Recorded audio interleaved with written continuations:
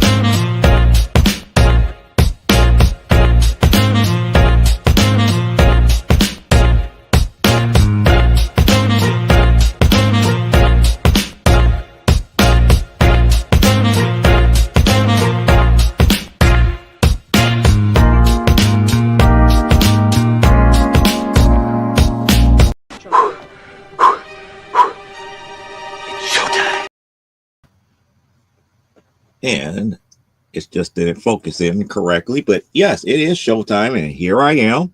Welcome to another episode of From the Desk of Small Press Publisher. I'm your host, Joe D. McPhee here, and tonight it's going to be a rant night. So part of me is feeling like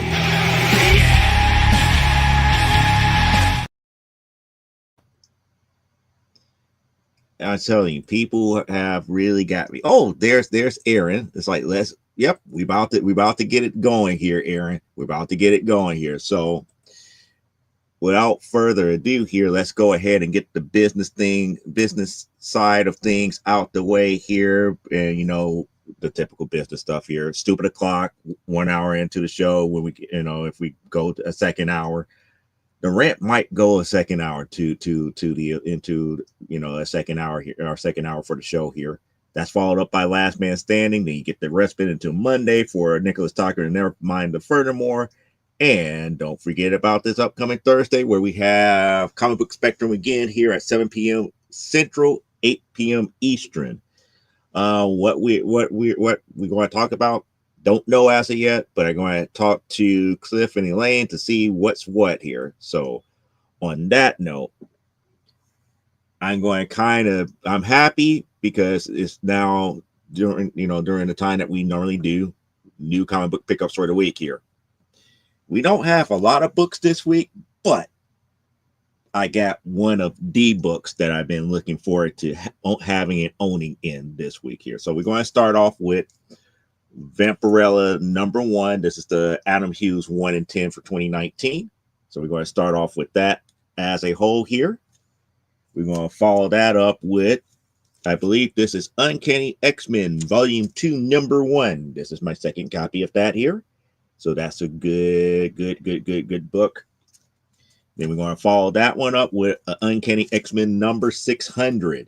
I believe 600 was a part of Volume 3 of Uncanny X-Men. And then we're going to follow that up with Birds of Prey Volume 4 #1. I didn't have A cover, so this is the first time that I actually owned the A cover for that. And then we're going to follow that up with the Wonder Twins #1. I've still got to get the rest of this series here because I'm curious of the modern take of Zan and Jaina from the old school Super Friends here. And then we're going to go a little bit old school here with a copy of Challengers of the Unknown #57. So for those who are not fans of the Challengers, it's a good old read if you like things kind of like the Fantastic Four or Super Science type stuff. This is a good read for you here. Now we're going to get into the goodness that I normally would call goodness, and we're going to go in reverse order. From Volume 2, this is Wonder Woman issue 105. So this is the first cover appearance of Cassandra Sandsmart here in comic book continuity with Wonder Woman Volume 2 105. Then we're going to follow that up with, from Volume 1, Wonder Woman 157. So now I'm closing in on that magic number at this point here. And yes, Challengers is very interesting. It's a very interesting read. And for those who don't know, and I'm going to put this down for a second here since Aaron brought it up here. Challengers of the Unknown 3 was the prototype for what Marvel eventually came out with for Fantastic Four. The main difference between what happened in Challengers and Fantastic Four is that in Challengers, one of the Challengers of the Unknown had all four powers that the Fantastic Four had. They didn't have the family dynamic. It wasn't four different people. It was one person with all four the prototype powers of the Fantastic Four all in one issue here. So if you want to know what the Fantastic Four could have been like, go back and read Challengers of the Unknown from Volume 1, issue number 3. So that's history here. So coming back, 157 was one of the ones that I'm looking for now. So now, oh, yep, that is pretty cool here. That is pretty cool here. So that's one of the ones I was looking for. Now, the next book is something that I've been waiting to own for quite some time. I finally was able to get one here. Here it is.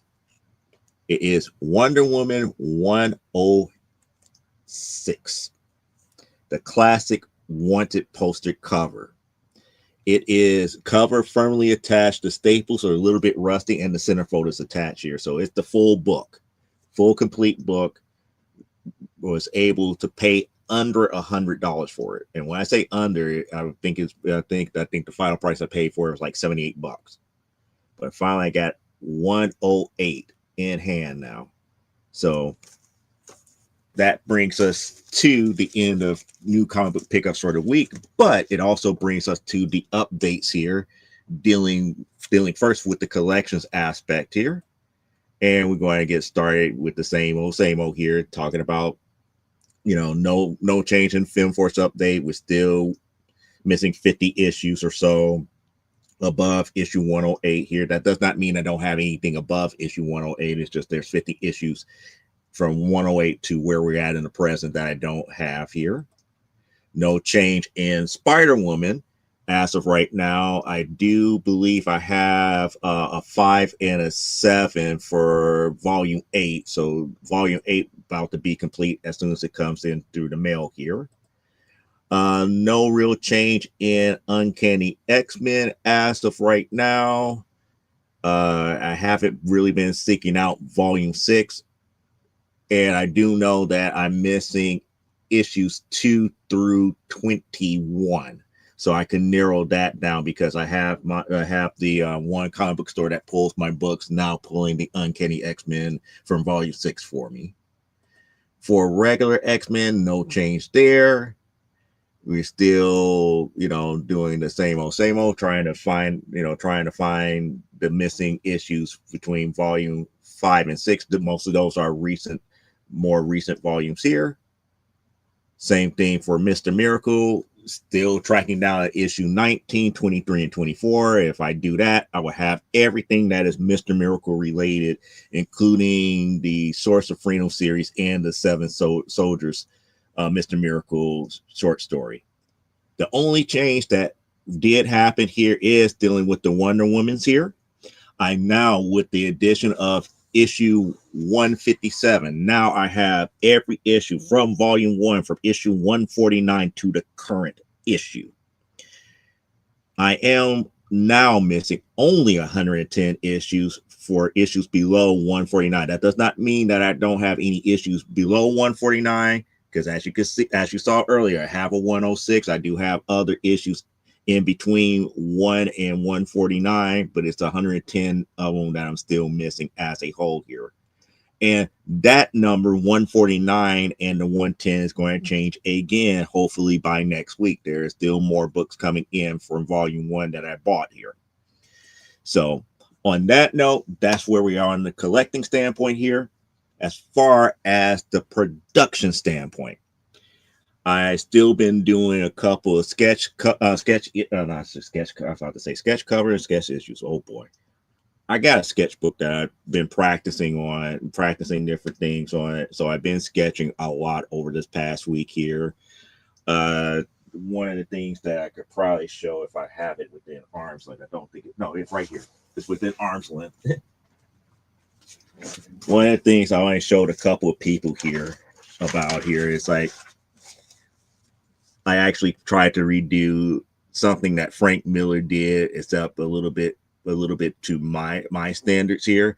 And for the few people that I showed here, there's like, that's fine and dandy, but we really want you to do it in your 100% style here. So I'm actually thinking about doing a Wonder Woman sketch cover, recreating this Dark Knight 3 cover that Frank Miller did, and doing it more and more in my style and not exactly how he did it. So it's going to happen eventually soon here. I have talked to Elaine about getting issue number 1 of Legends of the Giantess Slayer edited. So it's just a matter of just buckling down and sending her the file and getting the invoice for making sure that she gets paid and everything, for at least we have that ready for C2E2. I have to still buckle down to get more pages for Primetime Saturday Night number 6 done. And as you can see, the Bristol board, I'm still working on Amazonia number 8 here. So it's a lot of irons in the fire here. And shout out to everybody that's at Frosty Faustings here. For those who don't know what Frosty Faustings is, that is one of the local video game major tournaments here in the Chicagoland area. I know a lot of people that would compete this week here. So people have been calling me up left and right. It's like, oh, we wish you was here, this, that, and the other. It's like, no, I got my comic book thing that I need to concentrate on. I can't concentrate on the comic books things and try to compete in the video game tournament, because if I compete, that means I can't draw, which means that I have to take all this time that I normally take for drawing and concentrate on being competition ready. And that's never a good thing. So shout out to everybody that's there. I appreciate those that called me and reached out to me and everything, saying that, hey, we missed you. I do miss being out there. Miss being out there with all the other competitors and everything to that magnitude. And do miss, playing casual games live with different people here. So I missed all of that, but I'm still here. I'm still creating comics. And like I tell everybody, your next opportunity to meet up with me would probably be C2E2 at McCormick Place here in Chicago. So that would be the next one here. And I did get notification that Afua Richardson will make her return back to C2E2 this year, as well as a few others here. So it's going to be a good time for those who are into comic books and who is into video games that just show up for C2E2. So it's going to be a grand old thing here. So on that note, I guess you guys are ready. Are you guys ready? Because I'm still in that mode where I'm about to go. It's time for me to go ham. Tonight's topic is a doozy. And I'm getting to the point where we as a community, and when I say as a community, I'm talking about the comic book community, we got to do better. We have to do better. We have to understand what really is important and what matters, especially in the creative sphere. We have to be truly honest with ourselves here. Why? Because there's 2 things that I came across this week that really got my blood boiling, and I'm almost at that Peter Griffin level to say what really grinds my gears here. So without further ado, let's go ahead and get started on tonight's topic here. And we're going to start off with the first part of it. And this is a kind of like a post that I came across on the social medias here that really caught my interest. And then it made me think about tonight's topic. And that post is, and I'm going to read it here. This is up here. It's like DC's comic president admits Japanese manga makes him question what's missing in Western comics. And I'm going like, okay, here we go again. Here we go again. we're about to split hairs, and we're about to, you know, to put everything in these nice little buckets and not truly talk about the real problem as a whole, dealing with comic book culture here in the West. We're going we're going to kind of like divide everything into these little bitty categories and stick with it. I want to say compartmentalize these things into these little bitty smaller items. It's like, no, we got to talk about the bigger culture aspect of it. But the post really says that's like DC President Jim Lee says that Japanese manga and anime are incredibly powerful and makes him reflect on what Western comics might be missing. It is not just hero stories. There's much a wider range of genres, Lee said. He added that he's very happy to see that manga succeeds, as it gives a goal for him to aim for. And I go like, let me do my pie main. I'm about to blow that argument out the water here in a second here. I often find myself wondering what is missing in Western comics and why aren't they able to achieve the same flavor, he explained. I think manga has an advantage over American comics, which mostly focus on superheroes, the area where most sales and readership are concentrated. In Japan, manga is closer to literature. That's one of the few things that he said right so far. Anyone can read it. It's not just about hero. It covers a wide range of genres from cooking to soccer. There are so many kinds of stories that can be told. Okay. So he's up here wondering what is missing in Western comics. He's comparing it to manga. And I'm up here, it's like comparing apples to apples.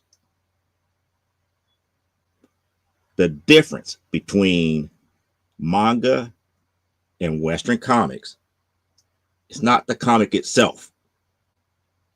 It's the culture.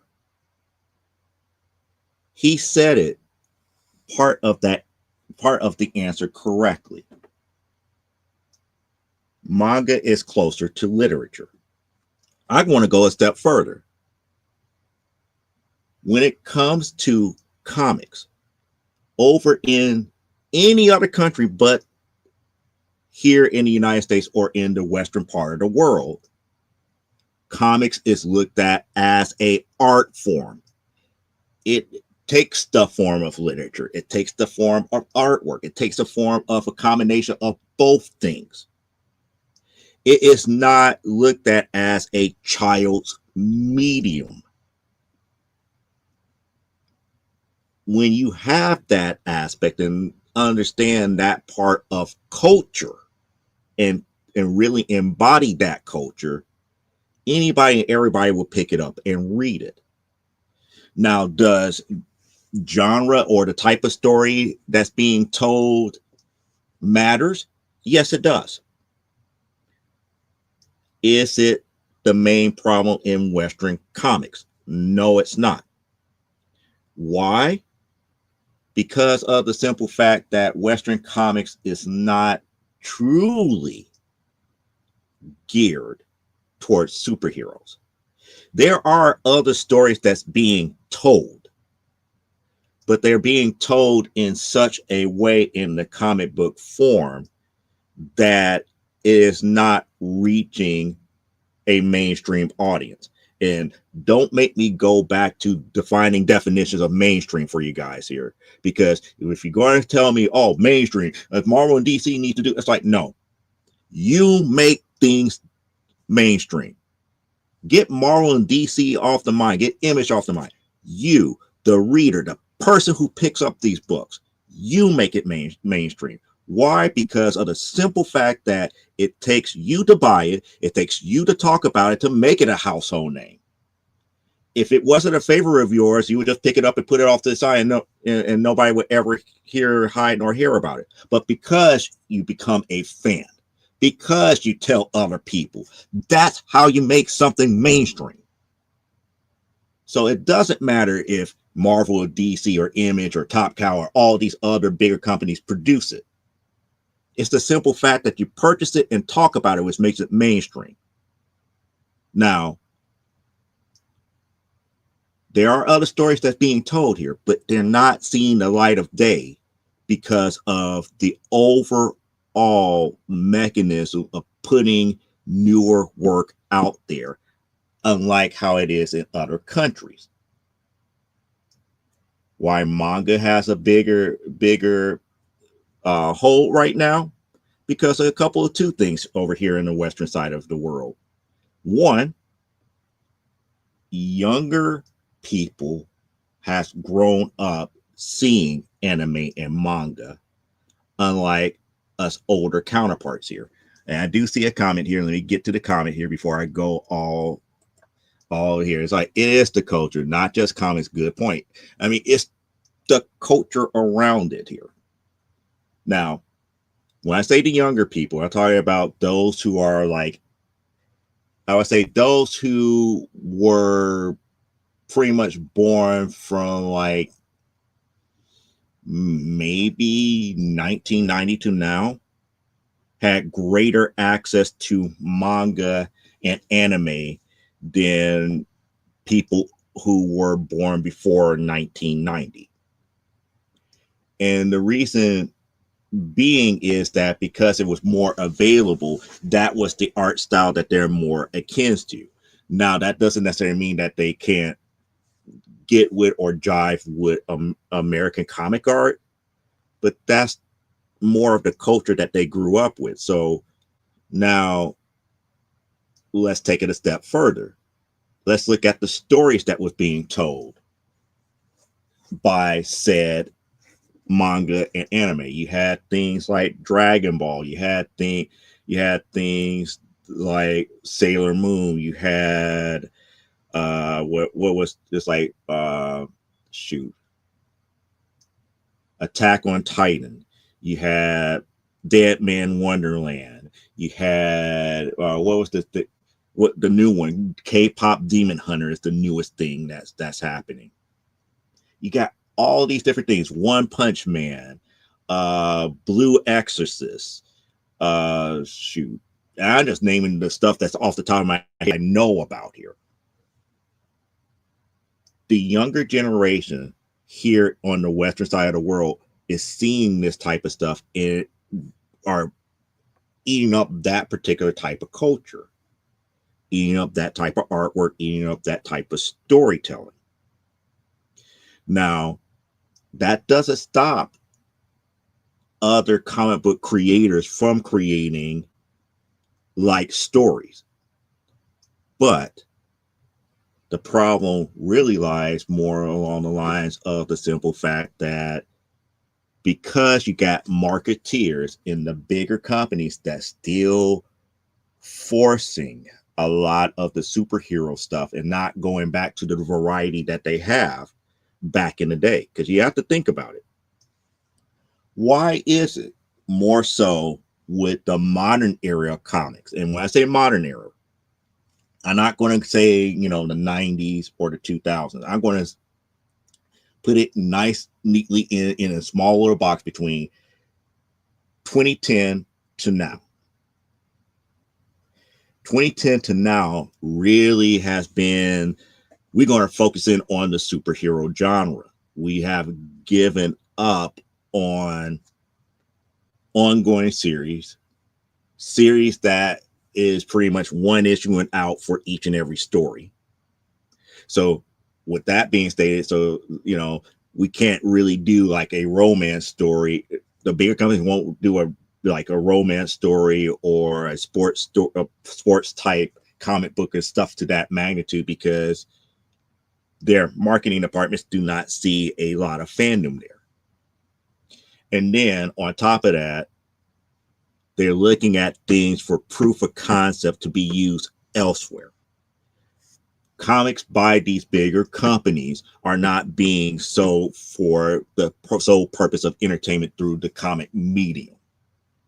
They're hoping that when they release like a 6-issue miniseries or a 12-issue maxi series or a graphic novel or one of these young adult reader type, novellas type deals in that format, that it catches on enough to be enough of a proof of concept to cross over into television or movies, which makes the bigger company more money in the long run. That's all a part of that culture gap that I'm talking about here. So now let's put it all together. Let's put it all together, all the different parts about what's going wrong on the Western side of things here. You got a younger generation that has a greater exposure and accessibility to grab manga and anime unlike never before. You got companies that is still trying to adhere to, if I dare say it, statistics and marketing schemes that does not inherently makes new readers. It makes people go more into the collectible aspects of it, but it does not make them readers, and it does not make them respect the art form, whether it be literary or art. They're treating these long-standing titles like a Beanie Baby or a Pokemon card or a Yu-Gi-Oh card or Magic the Gathering. It's a collectible. Having this one issue connect you $50 if it is a 9.8, as opposed to, oh my God, this is a great story. You have to read issue number 1 because Vampirella did X, Y, and Z up in it. It's really cool. They introduced this brand new villain, and the villain's about to get ready to do da da da da da da. None of that is happening. Everybody wants to, concentrate on, it's an Adam Hughes cover. Is worth X, Y, and Z. It is a must-have to buy it now, because if you don't get it now, the bubble could burst anytime and it could become worthless. That's the real problem. When we could start respecting this medium and put it back to where it is at, as far as respecting it for its literary as well as its artistic culture, then we would see a change. You won't have as many people trying to come out here and try to flip it because of its collectability. You will have more people into the story, and like the old days, complain about, oh my goodness, Cyclops would not do something like that. It's against his moral nature to do this, that, or the other based upon what he did back over here in issue 15 and issue 12.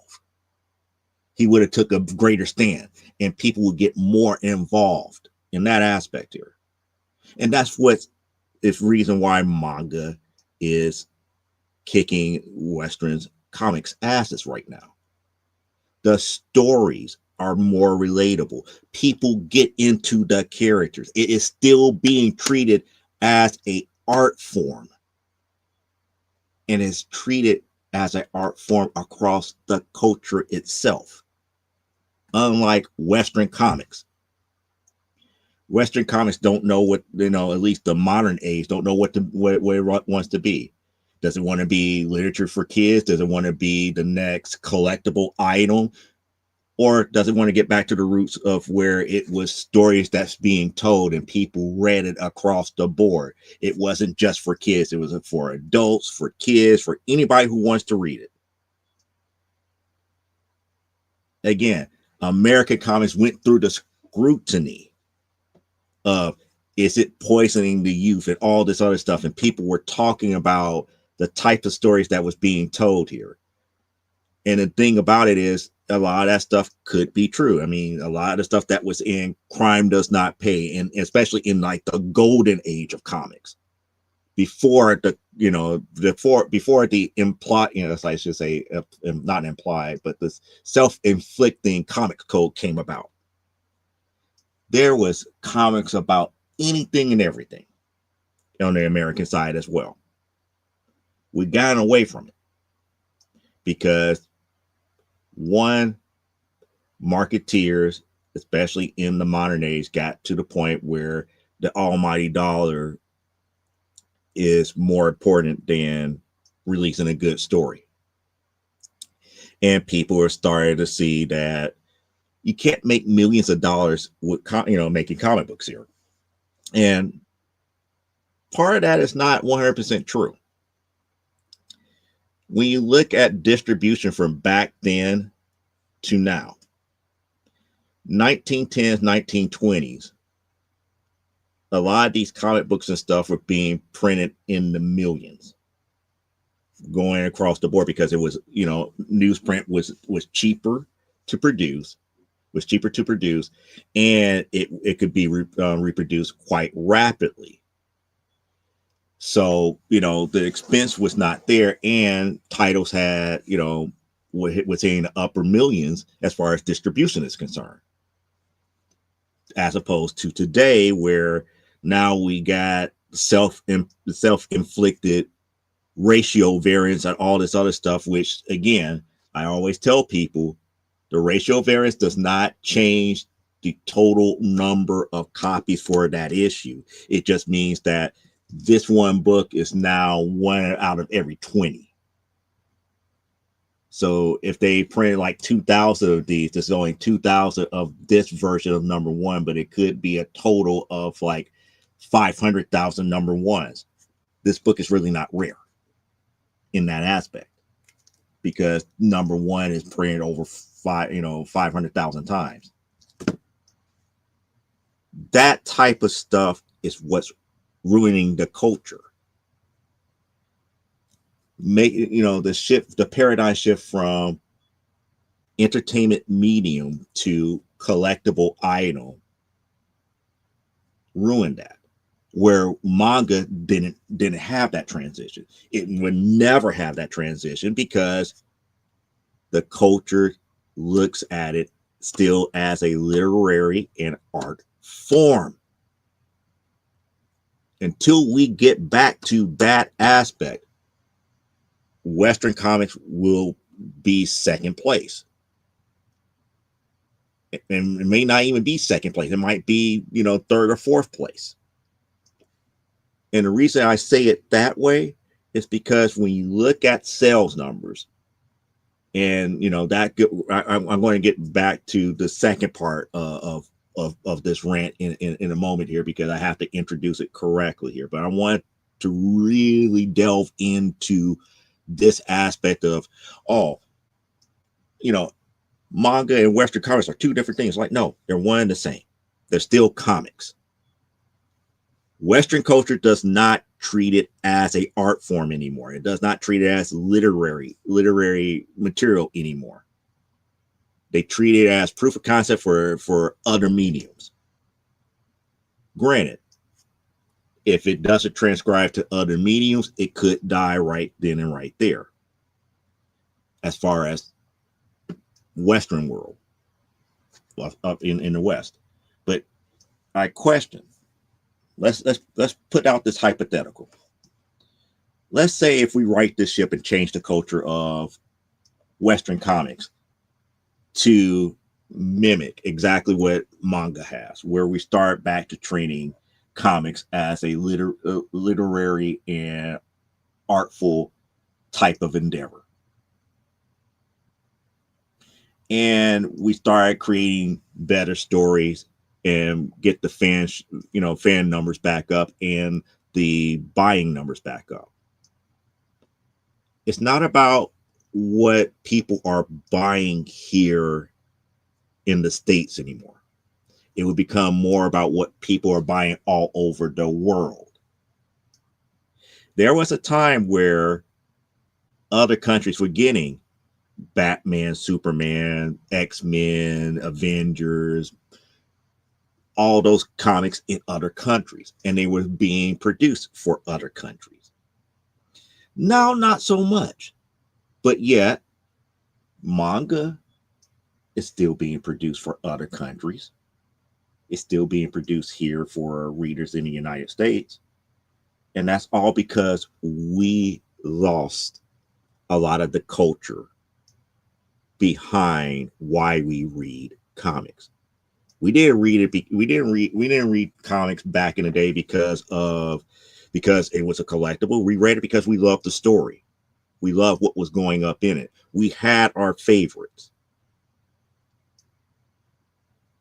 Fast forward to like the 90s when the new Renaissance came in, where everything started to look more like a pinup.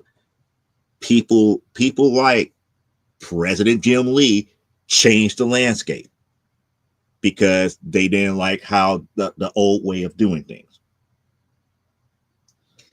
And then the concept of variant covers really sprung up more so than ever before.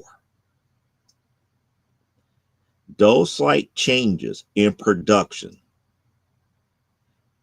scared a lot of people out of it because it was no longer about reading newer stuff or coming up with newer concepts. Yes, Image did bring out a couple of new ideas and everything in its initial first go, but Image 2.0 has really made 90 Image look silly. Why I say that? Because let's look at it. When you put things like Spawn, Youngblood, Supreme up against things such as Walking Dead, Sex Criminals, Saga, who wins? I believe 2.0 wins because those are bigger mainstay than the other ones that was in the 90s. Those stories were creative. Those stories were not superhero driven. Those stories were something that was way beyond what the normal scope of things were. And I still sit back and think, it's like, if it wasn't for Image 2.0, would we have an 8 billion genes? Would we have a Saga? Would we have Sex Criminals? Would we have Walking Dead? Would we have a lot of these newer nuanced comics coming out in the late 2000s going into the 2010s the way that we did? So it's like I said, it comes back down to the culture. We have to get back to understanding that comics is a literary and artistic endeavor, not just a collectible. It's not just like a trinket. I shouldn't call it a trinket. It's not like how you go and buy like a Hot Wheels from like 1930 something and it's worth money. Or it's not like philately. And philately, for those who don't know, stamp collecting. It's not like you find an old stamp and this, that, and the other, and it's worth money. There is a story that is contained within the graphics and dialogue in these books. We have to get back to valuing that more so than the price of what the cover may have here, or how much demand a cover is demanding on a particular version of an issue number one, and all this other stuff where people are trying to make it into like the next major big collectible. And for those who want their favorite stories to cross over into television and movies, the fastest way to do that is make it mainstream. Not to wait for a Marvel or DC or Image to shove it down your throat, but find something that you like and start talking about it to the point where you get other people excited. And those excited people will start telling other people, and so on and so on and so on. When you do that, guess who come knocking at the door? The TV people, the movie people, and they start working with said individuals here. Oh, I'm ranting. I'm ranting, Elaine here. We started off with the whole, and I'm going to show you real quick here. We started off with the whole Jim Lee thing, talking about, you know, it's like Japanese manga makes him question what is missing in Western comics. And I'm up here saying it's like, well, it's not exactly what is missing in Western comics, is what's missing in the West as a whole here. And that is we stop treating comics as a literary and artistic form. We're now treating it as a collectible, like a Beanie Baby. In Japan, they still treat it as a literary form.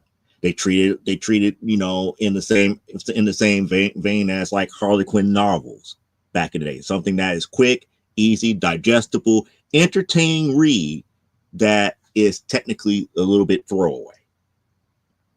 Some people really collect them and others don't, but people read them for entertainment. There's not really a over, if I could say, commitment to the overall value of what the book, you know, the rarity and the overall value of the book itself. What's contained between the cover is more important to them. And that's really what's truly missing in the Western side of things. It's not necessarily the fact that nobody's writing anything about cooking and all this other stuff. It's like people are writing those type of comic books, but they don't hit the mainstream because people don't know about them. They're not going out seeking them. And then when they do find people who are doing and writing them, they're not buying it enough to tell other people where to find them. And Elaine says, yeah, I saw that. Yeah. And I'm not saying that Jim Lee is completely off base here, but I think his question is truly flawed because it comes back down to the overall culture of the West of how we treat comics. If we treated comics exactly the same as those who create manga in Japan, it would be a different story. No pun intended. It would be a difference in how we approach that question. But it is not, because the culture over here is not the exact same. We treat the medium different. And we need to change that. This is the reason why I made this topic change the culture to gain the industry. If we could get people more concerned about reading what's in the comic more so than is it going to be, you know, if this one issue going to sell for $1 million 20 years later, we'll go a lot further. We have to understand that it is literature. It is art. It's not a collectible. Once the Western audience get that back as the sole purpose for the comic medium, and we start back to really reading and enjoying the newer stuff that's coming back, because again, I hear everybody talking about how poor a lot of the writing and stuff is for comics nowadays. I don't completely disagree with them. Some of the stuff is not great, but the problem is not with the quality of writers or the quality of artists. It is the market that these companies, these publishers are trying to grab. And if I could say it, the shiftiness of how they want to compartmentalize certain aspects of comics. Let's take Jeff the Land Shark. Jeff the Land Shark they created, and he's a cute little character. They feel that it could grab kids' attentions and everything here, but why would you have them? Why would you have Jeff the Land Shark in more of an adult book like the Avengers? If anything, you would create a title that is specifically geared towards that age range that you're trying to make, and make the stories palatable for everyone, not just for kids. We need to get back to the way things were back in the golden age, where we had a little bit of everything. We had sports comics, racing comics, comics about boxing, comics about romance, comics about fashion. I mean, we had a lot more books being published, and the competition for space on that newsstand was fierce. Same thing, a lot of people romanticize about the spinner rack, but when you really look at the history of the spinner rack was a testament. There's only so much room on a spinner rack for anybody to publish their titles. And if each company were not guaranteed a spot on that spinner rack, you have to meet certain requirements. And those that did may only get maybe like 2 or 3 spots on that spinner rack, and that's it. And you have to think about it. Spinner racks in like drugstores back then maybe at best hold like 30 something comics. And then the newsstand itself may be able to hold maybe like 50 more.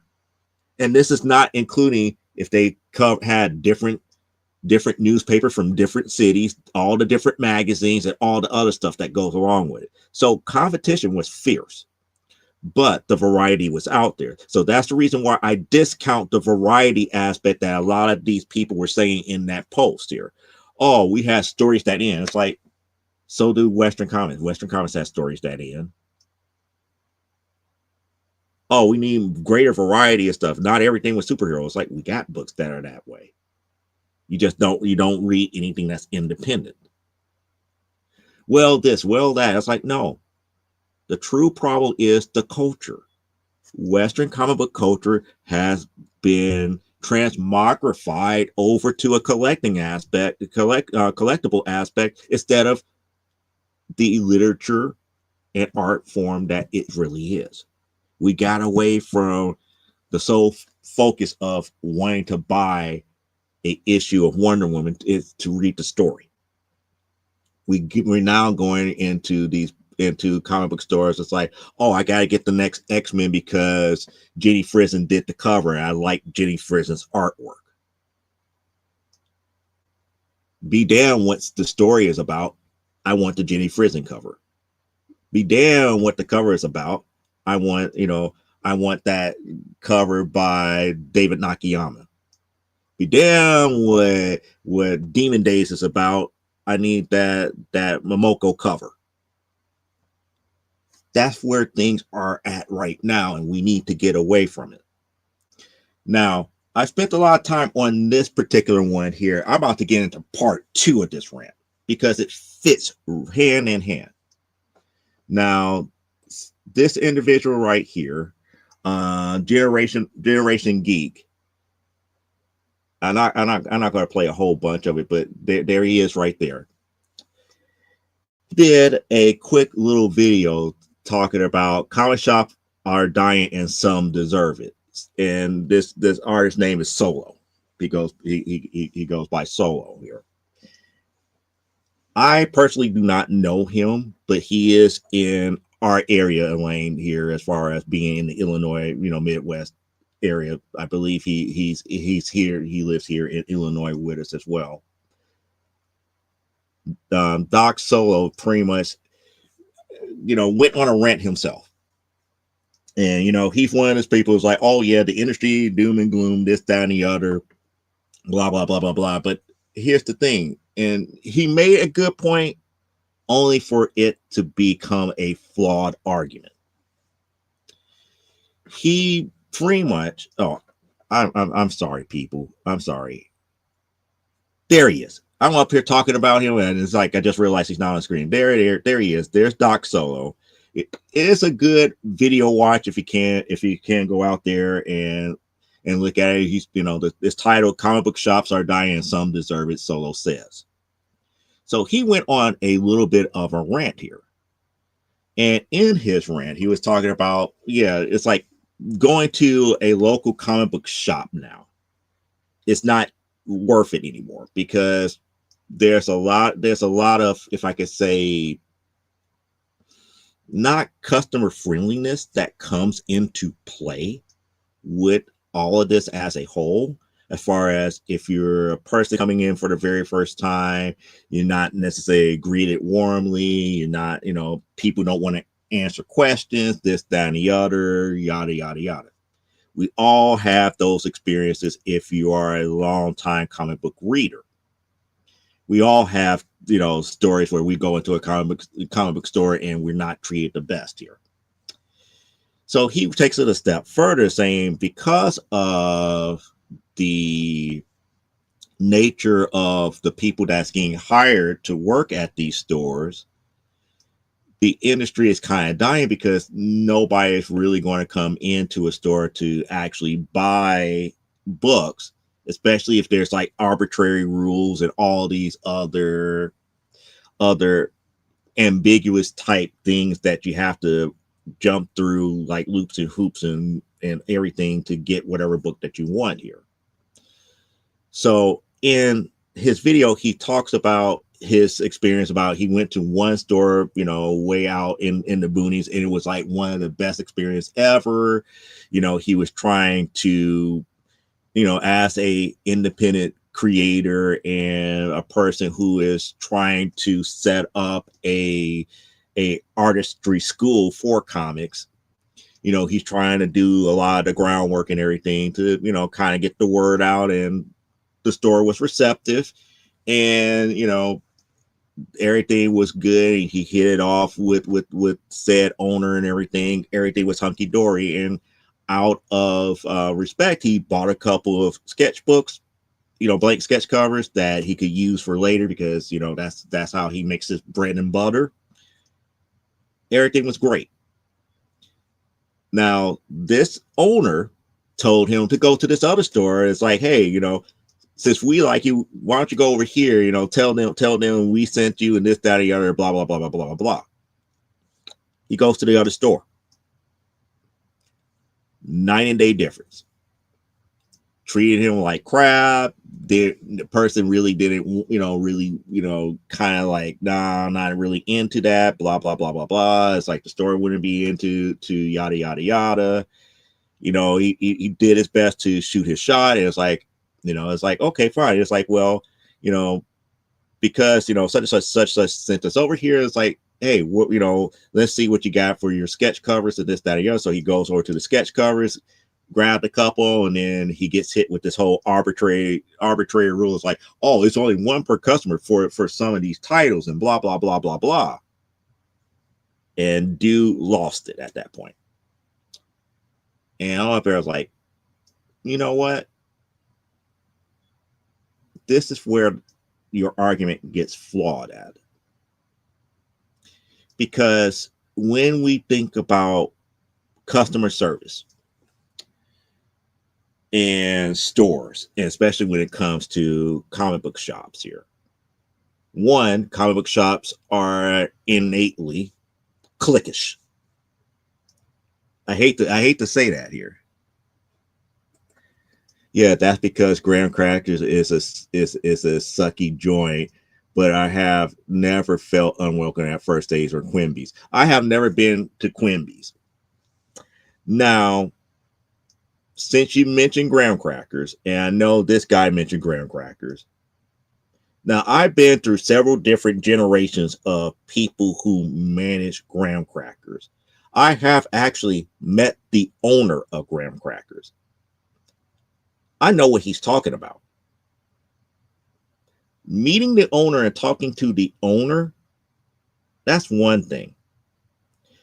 Do I get along with him? Not so much. When he's there running any one of his stores, now mind you, I'm glad that he's further south. And when I say further south, we're not talking about in the suburbs. He's in one of the graham crackers that's in one of the southern parts of the state here. I'm happy that he's down there because the way that he runs the store, rough, very, very rough. And I'm wondering if he actually was talking about that guy, about when he talked about graham crackers. Now, my experience with graham crackers outside of the owner really depends upon the manager. I was good friends with at least 4 different managers at graham crackers. 3 of them I knew actually all 4 I knew from the Loop location, the one off of Madison. All of them except for one. All except for one had moved on to a store. One went to a different location in Streeterville for the Streeterville location, and I've been to that Streeterville store. Store is excellent. One went on and created his own store, which eventually became Challengers. I haven't been to Challengers as of yet, but before he became a shop owner himself, he was a decent guy. He was a decent guy that knew everything, and we could ask him for anything. The other one, he worked and worked and worked, and I believe he got a different store in one of the suburbs. And then the 4th one was the manager until they hired this brand new guy here that I have no idea, but he's rarely there, so I just know who to talk to if I need anything. But do I go out my way to get my comics pulled at graham crackers? No, not at all. And the reason being is that if those said individuals are not there to actually run the store, the regular people don't know their clientele, at least not well enough to know them by face or by name. There is an aspect of personal attention that I would say that you have to have if you own a store.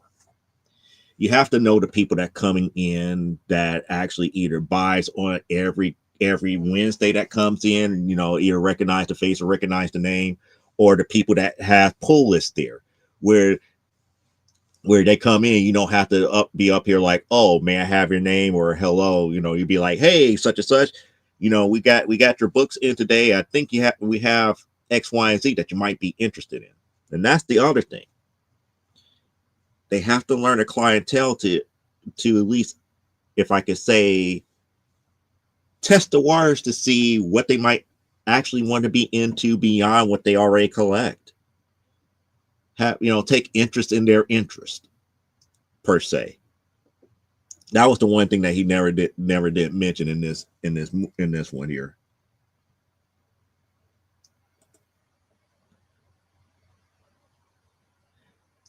I met her? I don't think I met her. And if I did, I wouldn't remember. I wouldn't remember because I remember Shanna. Shanna was, I think, is still over. Is still over there at Bridgewater, the Bridgewater location. Patrick has Challengers now. Shoot, Andy left. I can't think of the guy's name now. I know him by face, but I think he went to another store. Earl kind of fills in as acting manager for Wendy for this new guy that just came in here. So it's like if he's not there, Earl takes over as acting manager. So I know that, but I know a lot of people, and I know like all the different over like the last 30 years of all the different people that were managers over there. If I went in there, if I went into Graham Crackers now, nobody would recognize me unless they were there. Unless like Earl was still there or somebody who has been there for more than like 15 years were there.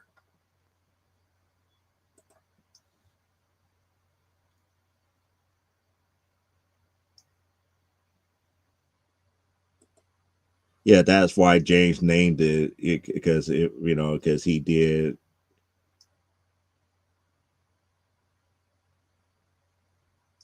Oh, okay. So pretty much, that's again getting part of that whole culture thing, and that's why I wanted to bring up his video here again. We're talking about culture. Local comic book shops, they got the raw end of the stick when it comes to the business aspect of it.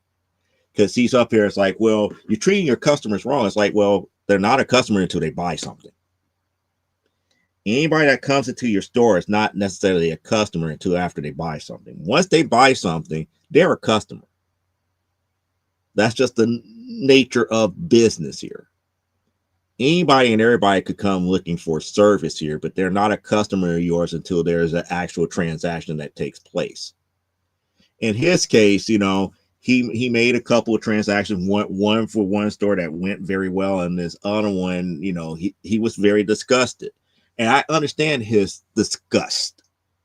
I have been through that type of disgust before. But the problem that I have with it is that you're going out here on social media telling people about it. Pretty much it's like the bottom line here is take your money elsewhere. Money talks, bullshit walks. Always been the key thing here.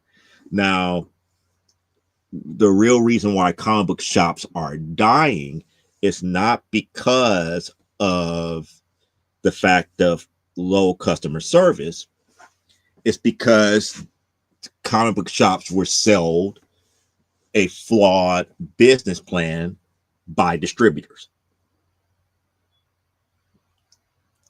This is where I always up here, tell people, weigh things out for yourself here.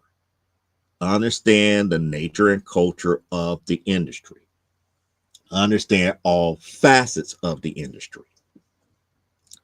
Now, when you talk to people who own comic book shops and you go to actual major conventions here, Aaron is saying LCS owners could always kickstart though. Yeah, they could. But that's the thing. The mentality of a local comic shop is that they drink the Kool-Aid from the distributor, meaning that we're going to give you the books that you need to sell. We're going to handle the CCGs or the collectible card games that you're going to have to sell. We will gladly handle your pops. We'll gladly handle all the other collectibles here. However, the reason for your low sales is not because we're not giving you the books, or you're not getting that we're not giving the books on time. It's the fact that these publishers over here are just giving you bad product. That's not necessarily the case. If you ever go to a major convention and sit in some of these panels, especially panels for like Marvel and DC, where it's those who are in the industry, who are creatives and comic book shop owners, it gets nasty. It gets very nasty because these comic book shop owners are saying, hey, I have hundreds of people who read X-Men. You did X, Y, and Z in this book. They hate that type of stuff. Stop doing it.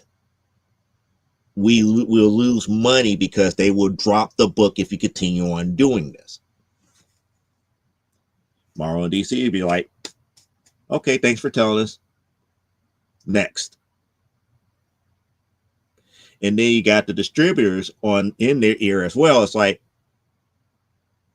well, I don't care if you got, 40 to 100 people that want this independent book that from a company that we never heard about. You still want to buy your Marvel and DC stuff because that's where your bread and butter lies at. We're not trying to help little bitty independent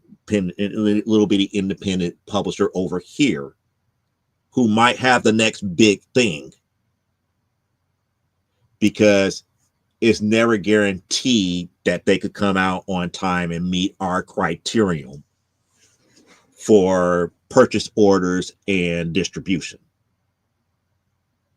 So a lot of times they won't carry books from people like myself and other small press publishers because they want to treat their distribution platform as if they are a publisher themselves.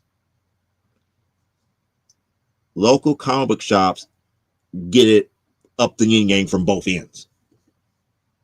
So do I give them leeway or do I feel sorry for them?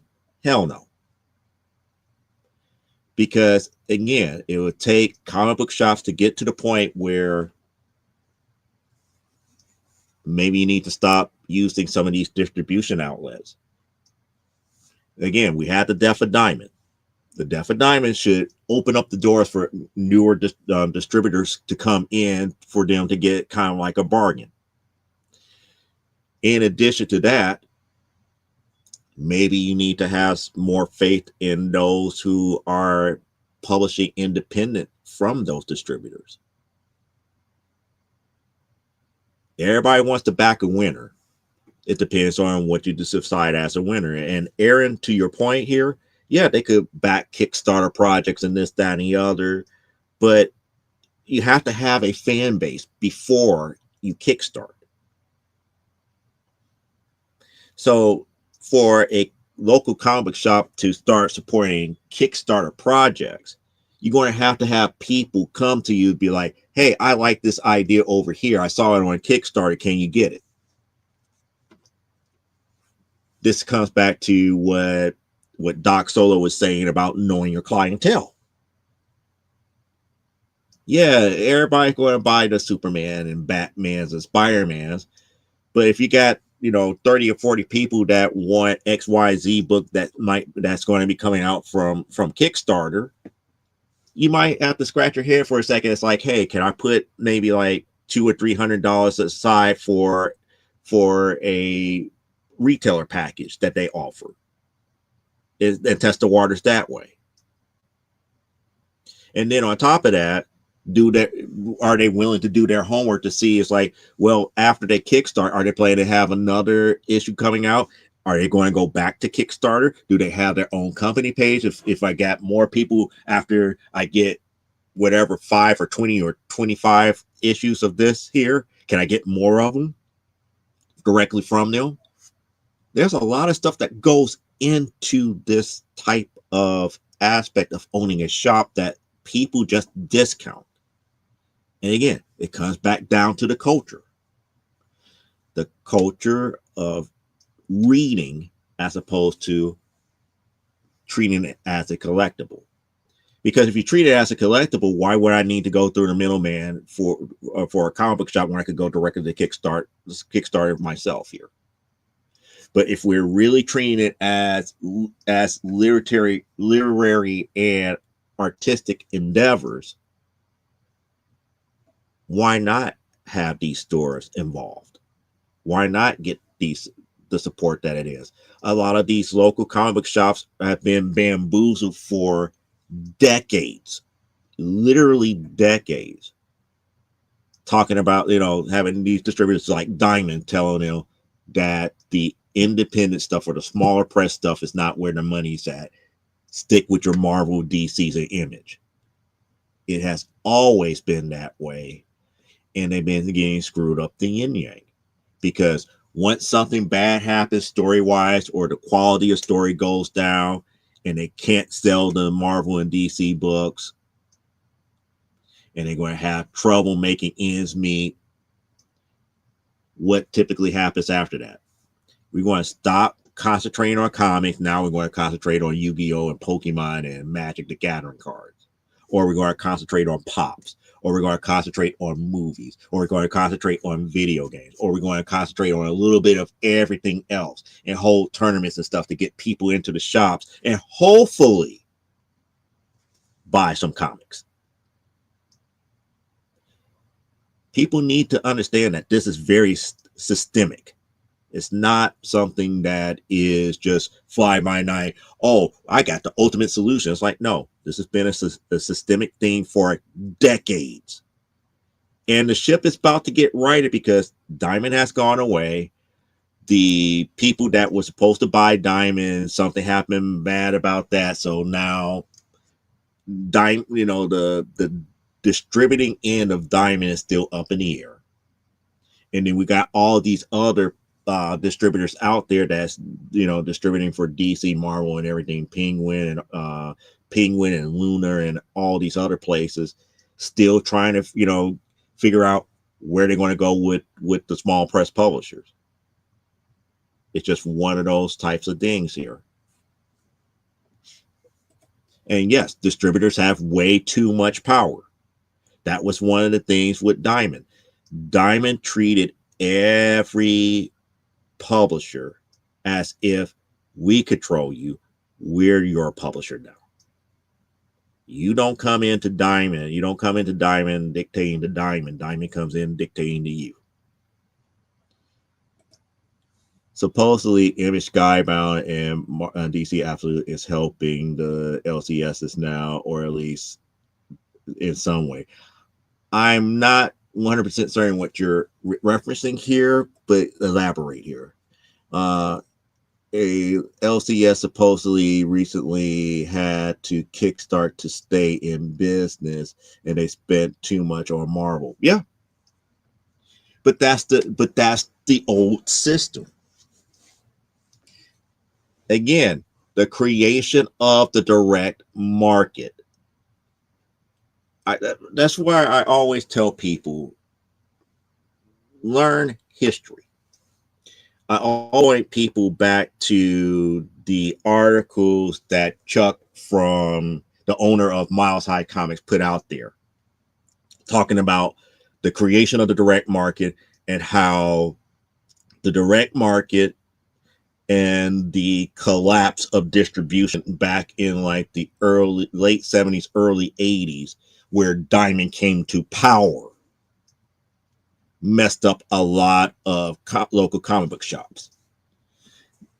There was a lot more distributors out there for comics and everything, but DC, in their infinite wisdom, and then Marvel came in and joined in, decided to like, okay, we're going to stop our own distribution. We're going to stop our own printing and everything. And then we're going to change the criteria for distributors to distribute our books. If you're not selling X, Y, and Z amount of our books per month or per quarter, we're just not going to allow you to offer it. We're not, you can't be a distributor of ours. And they played that competition all the way down until there was only one left, which was Diamond. And with the direct market being the way that it is, and funneling everything through comic book shops, all the newer comic book shops came and went within the first 2 to 3 years of its being out, because it drove them into bankruptcy. It was no way in the world that a brand new comic book shop, unless it's being funded by a hedge fund, could sell the type of books that were being put out new on a monthly basis, especially in the early 90s. It's like, as soon as one comic book shop pops up, it was dead as a doornail within a year. The only way that stores now survive is because they just can't solely offer comic books. They have to have Magic the Gathering tournaments, video game tournaments, something else that brings in revenue. The books do not sell itself anymore because the nature of what is being sold is collectability and not the stories. There's no focus on the stories anymore. This genre in the western part of the world is being focused more on the fact that this is a 1 in 10 than the actual story that's contained in it. But when the local comic shop kickstarted to their customers, they reached their goal on the first day. Yeah, loyal customers would do that to keep them in business. That would be done here. But here's the caveat to that: they kickstart today. They kickstart, this one time around. Who to say that they can't have to kickstart again? Maybe 6 months down the line, a year down the line, 2 years down the line. To me, that gets kind of red or fishy. If it was like a one-off thing where something had happened, where there's like a terrible loss or something to that magnitude, or somebody just died out of nowhere and this, that, and the other, and they just needed the money to continue operating and they could get solvent if they reach this one goal, that's one thing. But if they get solvent and then 2 years down the line they have to do it again, I will have that big old question mark. It's like, why did I back the first campaign? Not only am I coming with my money and buying books from you, how come you're back in the same predicament, 2 years later? So the comic book community still wants shops, apparently.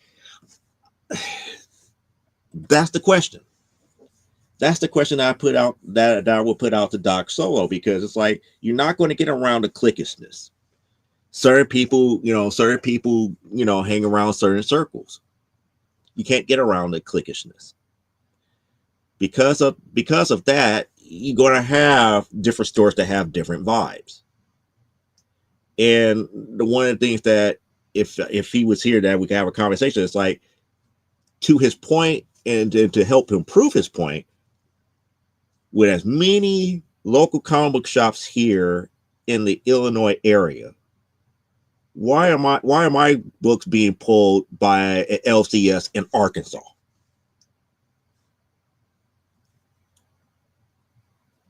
Riddle me that, Batman. Riddle me that. I could simply go to Graham Crackers and have them pull my books if need be. Been there, done that. Probably won't do it again. I have been to other comic book stores. Amazing Fantasy, been there, done that. Like most of my books in the 90s were pulled by Amazing Fantasy. And that, probably won't do it again. I have made more connections with other comic book stores outside of Illinois. For a part of time, Space Cadets Collections in Texas was pulling some books for me. Unfortunately, those titles have went way of the dodo. Therefore, my pull list from them went by too. But the one staple of a comic book shop here, Flames of the Phoenix, still pulls my books. Yeah, I still pay them.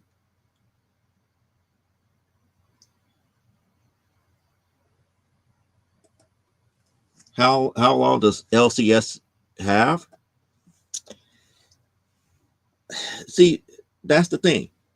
There's no doomsday clock on them. As long as there's customers coming in and buying, the doomsday clock will be more along the lines of, how long do you keep said people happy? And that's the thing. One of the things that makes Doc Solo's arguments flawed is that if you got maybe at best 30 customers that come in that are willing to drop thousands of dollars on books every new comic book Wednesday, your hit and miss people that comes in and pull stuff that to pull off the rack doesn't matter anymore. Your bread and butter would be that pull list. The people that come in for the pull list that you know that you're going to get your 5, 6, 8, 9, 10 grand from to keep things going with the distributor. What the real problem is that how do you gain newer customers? The same thing which I was saying about with Jim Lee. You have to change the culture. Comic book shop LCS culture would have to change. Not to say that not all comic books, local comic book shops does not have an inviting atmosphere, but the focus needs to stop being on what you have to sell. It has to be more on, hey, what is let's take you for Aaron. It's like, what is Aaron interested in? Oh, Aaron is interested in Marvel Tales. Guess what? I recently picked up a collection of Marvel Tale books and this, that, and the other. I know that he was looking for issues 50, 51, 52, 63, and 67. So when he comes in next time, I can say, hey, I pulled these 5 issues of Marvel Tales for you because they came in this one collection. I know that you was looking for them. You know, here they are. Let me know if you want to buy them or not. If not, I could go ahead and, you know, file them back into inventory. That's how the culture has to change for local comic book shops. You have to get to know the clientele. People who know me and know me very well at comic book shops, they will be up here. It's like, oh, we got the new Spider-Man here. What my first thing would be like, meh. But if you tell me it's like, hey, I got this brand, you know, this, you know, one-off issue from volume 1 of Wonder Woman, and I know that you got, you know, you're trying to complete your collection. Here, take a look at this. Is this something that you might be interested in? That's how I know that you pay attention.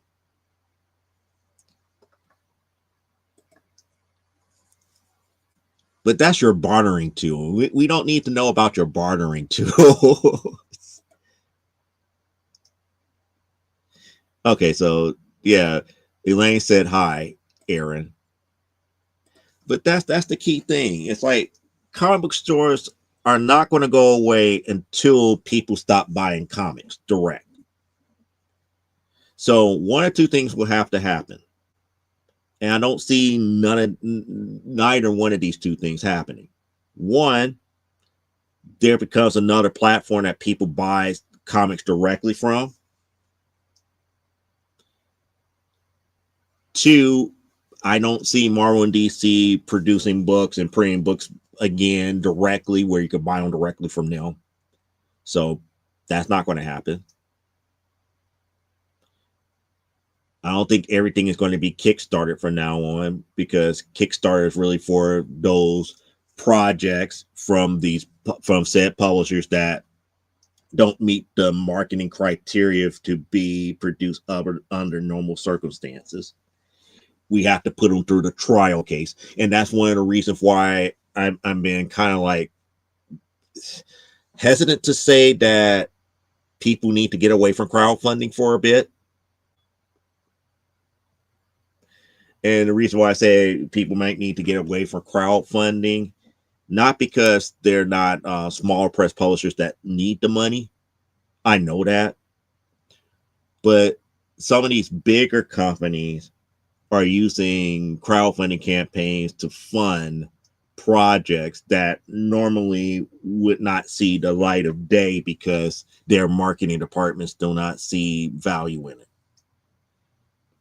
So you got creators and stuff from these places such as like Boom and DC and all these little, I would say mid-major publishers going out to crowdfunding, getting these books crowdfunded producing the books, going back to their editor saying, see, we have 50,000 people buying this book. And then all of a sudden it gets a relaunch through a Penguin. And now they're running with the series.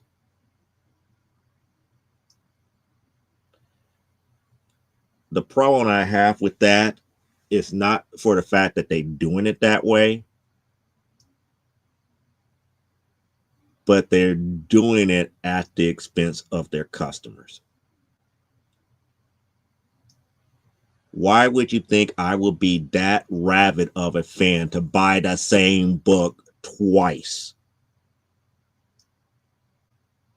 And when I say the same book, and this is coming back to what I was saying about collectability over the actual literary or artistic content. I'm going out there on the Kickstarter to get this particular Kickstarter cover. Project is a success. I'm happy with my Kickstarter book and this, that, and the other. I'm glad I got the story. I'm somewhat happy with it, this, that, and the other. Then lo and behold, here comes a press release. The title is going to be released now, and we're going to start back with issue number 1. And issue number 1 has a different cover than what they had on the crowdfunding campaign. And now you expect me to buy that same issue 1 all over again at a comic book store?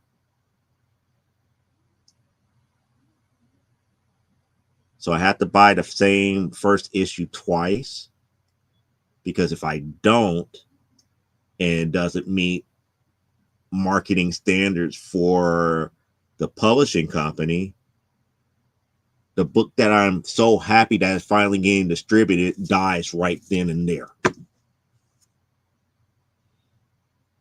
That's where I always try to tell people about caveat emptor. But understanding how things work helps with that. A lot of times most readers of this genre don't think about the business aspect of it in that aspect. I mean, it's no different than, hopefully I don't knock everything else down here. When I got this book right here, I'm happy I got it because this was actually kickstarted. Dynamite actually kickstart Darkwing Duck here. It was 3 volumes of Darkwing Duck. This volume has the original Darkwing Duck series, the stuff that was done by Marvel. It was like the beginning stuff that was hard to come by, and they did it in volume 1. So I bought the volume 1 hardcover. This is the hardcover. It came with a slipcase and everything, which I haven't put on the book and everything as of yet. Volumes 2 and 3 were the books that were published by Dynamite, because Dynamite had a run of Darkwing Duck themselves. And I sat back and thought about it. It's like, why am I going to buy volumes 2 and 3 when I have every issue that Dynamite did? Why am I going to buy the same thing twice? It doesn't make any sense. I'm not that rabid of a fan to be like, oh, I have to have every last thing here. I just want what I need and what I need to kind of read where things were before Dynamite took over. So I'm appreciative of this. I appreciate the fact that they did the volume 1 of all the stuff that I don't own. And then I found out that they released these books into comic book stores. So I paid a premium to be the first one to have this volume 1. To be like, lo and behold, if I would have waited a little bit longer, I could have gone to a comic book store and actually bought the exact same thing. That hurts. That hurts. That hurts the consumer. Especially in a day and age where FOMO is prevalent and is a selling tool for this medium. It hurts a lot. We got to really think about, we really got to start thinking about the bigger picture. And this is why I say if we can change the culture, you can gain the whole entire industry. When you start doing the readers, the people who love the art, and start treating the medium for what it is, which is literature and art, you're going to see an increase in sales and all the other stuff that comes along with it. But it is what it is. Okay, Aaron, you gotta go. And he says hi. And yeah, marketing departments have way too much power. Exactly. Exactly. I mean, I hate to be that, I hate to, kind of sound, you know, pro Jim Shooter, but he was right. He was right. A lot of this stuff is being the marketing for this is just being overly ridiculous, where it's a lot of the stuff is doomed to fail. They're not going to give things enough time to really catch on, nor have the patience to allow certain titles to grow organically in a system where if you're not selling X, Y, and Z numbers, it's gone. And what hurts more so is smaller guys like myself. We have to take the long, harder role because we don't have the distribution. Therefore, we have to take years to meet those numbers that is required for distribution.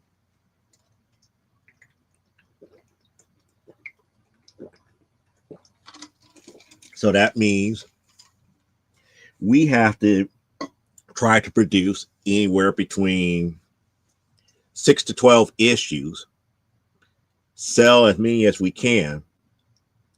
That way we have somewhere between 6 months to a year worth of materials for even any distributor to think about us for a monthly release, to be released, on a month, on a month to month basis. That's a lot of work to put into this type of stuff. Only when you focus more on the type of story that you're telling and the artwork that you're putting into. Because if you're not focused in on that, it becomes easy. It becomes easy to pump out tripe. Forgive me for using that word, but it's easy to pump out tripe and give people the aspect that you're working hard. But when you really care about the story that you're telling and really care about the quality that you're putting into it, it takes a lot longer. It takes a lot of money. It takes a lot of time. And it takes even more time to build the audience for it. But that's the key thing here. We have to change the culture back to caring about the contents of the books. And that's pretty much the rant for this week. It pains me when I see, posts like that, because it feeds into a lot of the negativity dealing with comics. And not really negativity.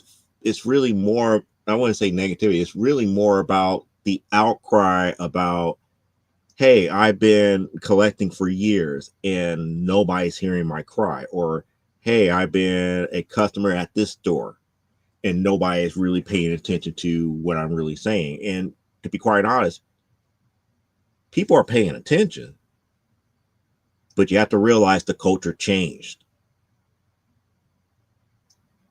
If you're not, one of these so-called investor flipper type mentality type collectors, a lot of the stuff that we've been saying is being, masked as complaints. So how do you counter that? You have to start looking at the positives and start talking about the contents of the books. Get people back into the stories. Start looking backwards into the books of old. Start highlighting the newer stuff that's coming out that is great. Start talking and making things mainstream. Don't wait until a publisher does it. What makes something mainstream is you. Yes, you, people who are watching this video, you make things mainstream because you tell people why you like a certain aspect, and you find like people who like it, and then you get guys get together and start talking about it, and then next thing you know, you could put a podcast together and start highlighting about those things that you like. That's how you change the culture. Anybody and everybody could have a blog to talk about all the complaints in the world. A lot of people might eat that up with with a biscuit and gravy, and sop it up and do what they normally do, make money off of it. But that's not going to change how these companies are doing business. Companies are not losing money when people complain. These companies lose money when those who are actually buying stop. That could happen. I'm not saying that it's going to happen today, tomorrow, next year, 10 years from now. It's going to take a long while for that to happen. Why? Because, again, we still got manga. Manga is no different than American comics. It's all comics. It's just the culture of manga focused more on what's in between the covers and telling stories than who did the artwork on the cover or who did the interior artwork. We just got to get focused again. It's like, that's a good ramp. Now I'm saving you some of the peach cobbler I'm making for my birthday. Why are you making your own peach cobbler for your birthday? It better be a birthday present to self. I understand getting birthday presents for yourself because I'm prone to do that myself here, to buy something for myself for my own birthday. But you better be making a peach cobbler for yourself and not share it with anybody else. So it got to be one that's primarily like your birthday present to yourself, and then maybe an EB tiny one for everybody else. So it'd be like a great big one for you, and this little bitty tiny little dish over here is like, hey, y'all can have that one. But that's the rant for the evening here. I'm actually happy. Let's see, because these children could barely boil water.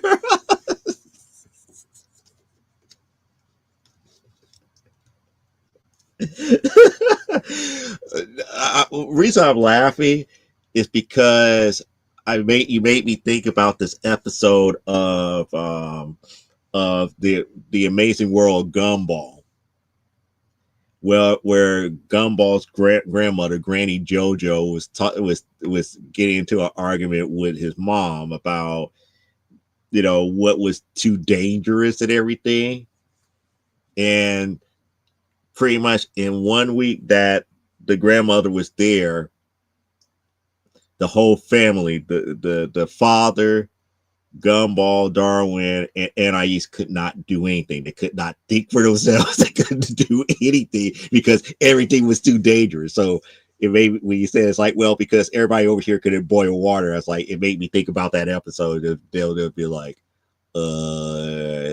how do we make a sandwich? Oh, it's like, okay, we were about to make a sandwich. I'm about to use this about to spread mayonnaise on the bread. It's like, she hits the butter knife out their head. It's like, knives are too dangerous.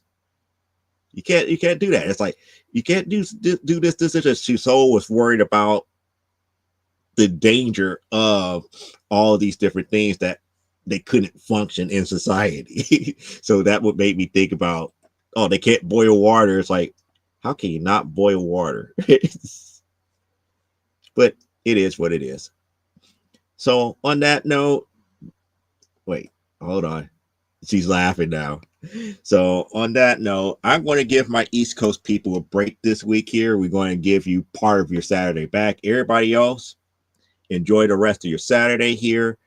And by me finishing up early, I could probably go here and enjoy more into Triple C. For those who don't know what Triple C is, we talked about Cheap Comic Book Collector. He is actually live as of right now. So if you're looking for good comic books at a cheap price, you might want to jump over to his YouTube channel right about now and partake into some good comic books at $3 or less. So until next week, live life, grow, and be well. And we'll be back here with some more comics, some more talk, and some more great conversation here on From the Desk of a Small Press Publisher. Bye.